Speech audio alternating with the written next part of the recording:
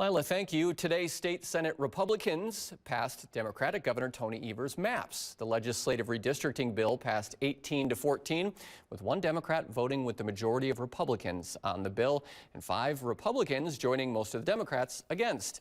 Assembly Republicans say they will vote on the new maps as soon as today. If the governor signs the map, I am supremely confident that that is the map that we will run on in November. Whether I like it or not, that's what we're going to do. Most Democratic state senators say this new maps are still not representative, or that the courts should decide instead.